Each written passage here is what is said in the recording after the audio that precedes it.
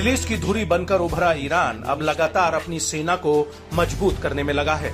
एक समय अंतर्राष्ट्रीय प्रतिबंधों का सामना कर रहे ईरान ने अब अपने दम पर इतनी काबिलियत हासिल कर ली है कि वो अकेले दम पर दुनिया की बड़ी से बड़ी ताकत के सामने आंख से आंख मिला सकता है। इजराइल हमास युद्ध के बीच ईरान की इजराइल से सीधी तनातनी से हर कोई वाकिफ है, जहां दुनिया भर के देशों को तीसरे विश्व युद्ध का डर सताने लगा था।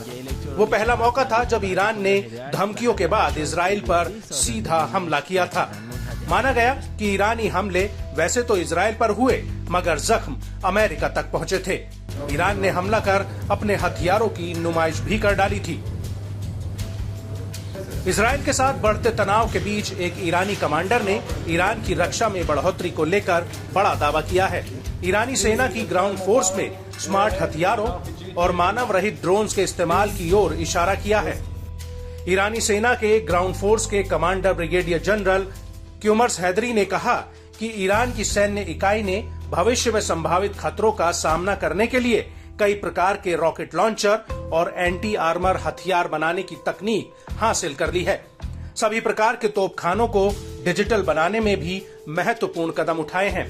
भविष्य में मौजूदा खतरों को देखते हुए ग्राउंड फोर्स ने स्मार्ट, नेटवर्क केंद्रित, सटीक और लंबी दूरी के नए हथियार बनाने की योजना है।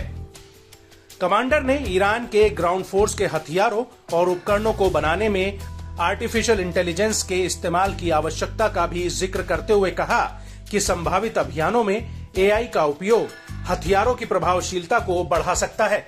ईरान के डिफेंस एक्सपर्ट्स और इंजीनियरों ने हाल के सालों में अपने घर में बने उपकरणों की एक बड़ी सीरीज को बनाकर सफलता हासिल की है। इससे कई अंतर्राष्ट्रीय प्रतिबंधों के बावजूद सशस्त्र बल आत्मनिर्भर हो गए हैं।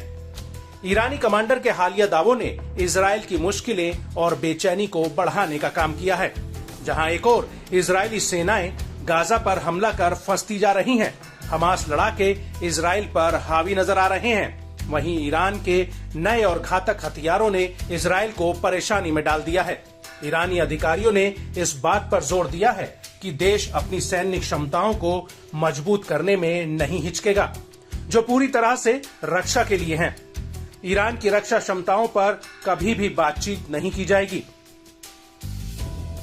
इस्लामिक क्रांति के नेता आयतुल्लाह सैयद अली खामनेई ने बार बार ईरान की रक्षा क्षमताओं को बनाए रखने और बढ़ावा देने के प्रयासों का आह्वान किया है।